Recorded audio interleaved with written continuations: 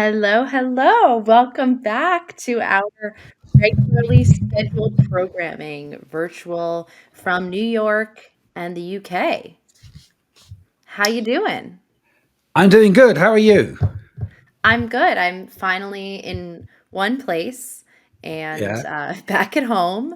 Much like a Lynn, I've been traveling the world, and I actually came under a little bit of fire for my video covering our topic today. Bosses Oh, really? hiring Gen Z grads just months after hiring them, and we will get into exactly why. But I think first we should show the video to just kick off the convo. Okay. Bosses are firing their Gen Z grads. Here are my thoughts on this. Some of the stats that you need to know: 6 out of 10 employers have reported that they have fired a Gen Zer a few months after hiring them right out of college. Leading complaints were that we're unprofessional or unmotivated and that we generally lack motivation. While this might be true for some Gen Zers, it definitely does not apply to most of us. And a lot of the time, stories like this tend to highlight just the surface level, right? Without addressing the underlying problem, which is that 20, 30 years ago, when you graduated from college, you actually went into a training program, quite an extensive one. Your parents probably went through one that was 6 to 12 months. And today, that's just not the case. Plus, career centers tend to be trash, and professors haven't worked in the field for many years. Whose fault is it really? All right. I want to get your unfiltered opinions right off the bat, and then I'll tell you my own reflections after reading some of the comments. Okay. I many years ago, in the early days of kind of Twitter, or now X, and social media, I wrote a blog called, if I can get it right, generationalizationalism, which was all about how different generations, and we're X, Z, and it was boomers. It was kind of, I think it was Y. I don't think we were Z yet. Um, and everybody was picking on another generation for something. It was their fault, or they did it wrong, or kind of they're lazy, and it's kind of it doesn't seem to end. And unfortunately, my own experience of Gen Z, from kind of relations and the offspring of people I know. I find them very motivated. I've spent a number of chats with you. I think you know what you want from life, and I think that's probably slightly different. And I think that there probably are, without picking on generations, more experienced workers in the workplace who maybe had to wait longer to get to places, and there is an urgency, should we say, amongst Gen Z to maybe get on a bit quicker. Also, you aren't devoted to the work and that's it. You have other things, other interests. You It fits into the pattern of your life. So, I mean, I'm kind of with you on that. I'm certainly.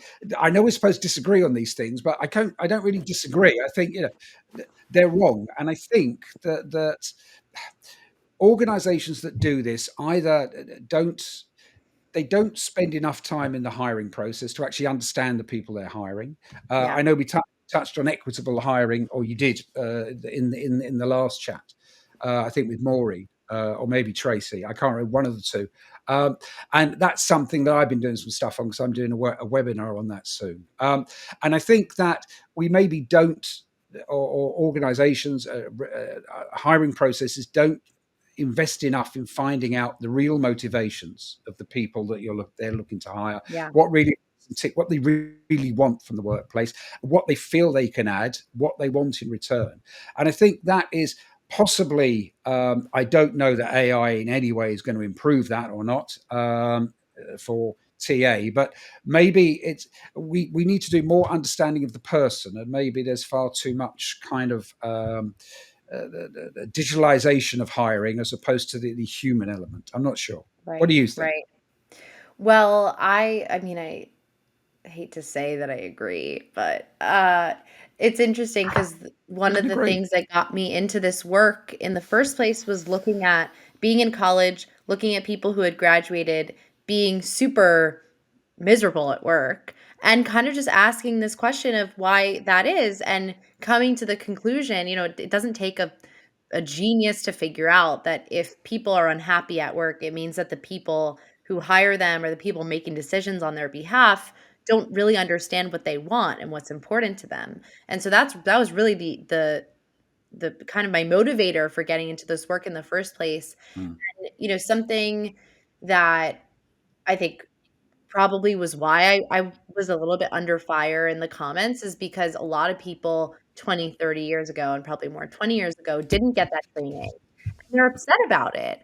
And I think that, like, everyone deserves to be invested in. If a company is hiring you and they want you to, be the best at your job and show up and use the tools and be efficient and, like, improve every year, they should be willing to invest in you. And I think that over probably what I should have said, was like 40, 50 years ago, there were more extensive training programs, because I think since probably my mom graduated, and she's 69, so, like, probably since that time, like, to now, there's been, the most shift and the least amount of investment in individuals. And I'm seeing also the buying patterns. We were talking to Lydia, I think it was 2 weeks ago, about the buying patterns within HR, being that individuals are now spending money. They're more likely to spend money on a tool from their own pocket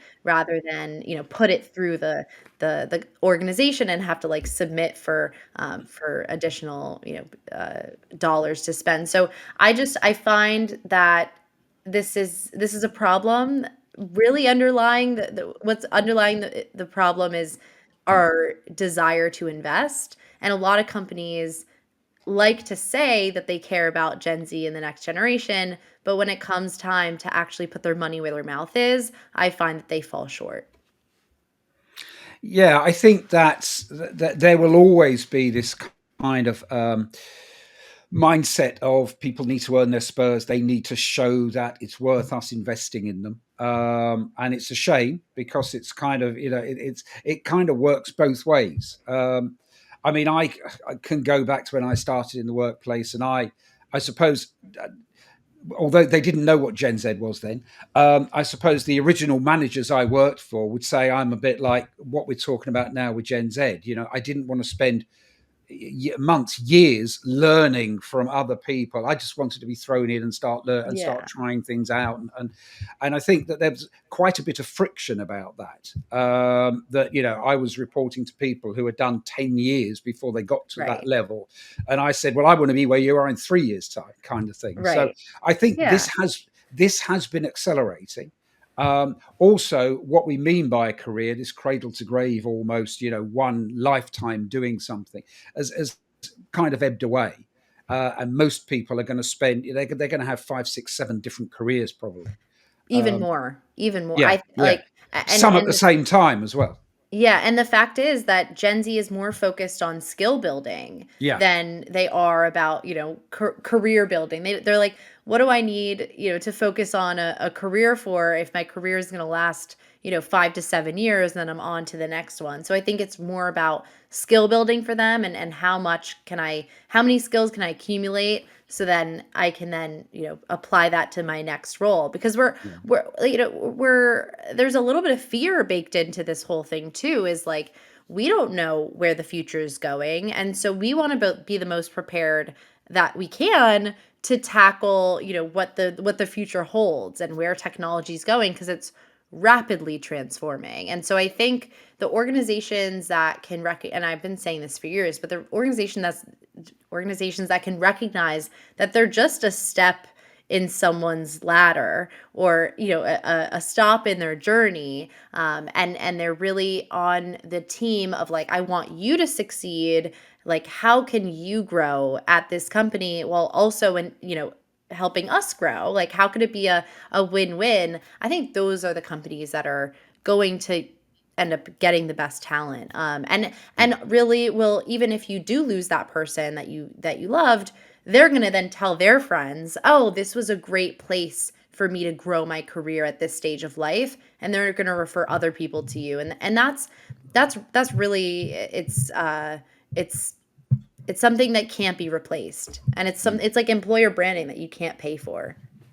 Yeah, it takes a more kind of almost enlightened kind of organization or enlightened mindset to look at it that way. And I suppose a lot of organizations, and possibly I can't go by size because there'll be small companies that are quite flexible and large ones that are inflexible and vice versa. But Yeah. I think that it's understanding that it's this almost two-way that we will help you on the way as long as you give us the input while you're here. You learn, you do what you're Yeah. supposed to do. We'll give you as much knowledge as we can. And I think that, okay, if I go back to when I was in your position, the expectation was that unless I hadn't passed whatever the levels were, I wouldn't be. Yeah, I was expected to stay. They didn't expect people to come in and leave after 9 months or a year. They expected people to come in and spend 10, 15 Right. years there. Um, and so it was that kind of, I mean, I did buck the trend. I actually spent one day in one job and left. I didn't come in the Oh, second morning. nice. I called them up to say that I wouldn't be coming in. After my See, first these are day, I the decided stories we need to I'd made hear. an awful mistake. Yes. Yeah, I did make an awful mistake. But But for those the, companies yeah, that are, or those leaders who are like on the verge of maybe firing their Gen Z employee, like what would you say to them? Hire me. why? Why? Why? Why are you firing somebody who has probably not that much workplace experience? You've obviously hired them for a reason. Um, why would you, unless you've done something, said something, obviously been rude to someone, or you've displayed behaviors over your first few days, weeks, months, which don't align with the organizational behaviors?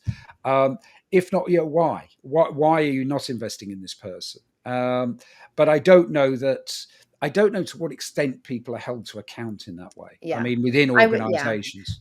I would probably guess that it's just easier to fire someone than it is to invest in them. And as a leader, take the time to learn how to navigate that. And I think more leaders, I want to see more leaders step up to the plate and like be willing to sit down and like have those harder conversations and go through tougher moments with younger employees, because that's the way that we're going to repair this. That's the way that we're going to learn how to work together as multi-generational teams. Going back to our earlier conversation here, and I would also say, I talk about that, like, this is why I have a business. Like, I talk about Gen Z. I help organizations do this kind of work. So, thank you so much, Mervyn. It's been always, as always, a pleasure, and we'll talk soon. I'm sure we will. I'm sure we will. All right. Okay. Bye. Bye.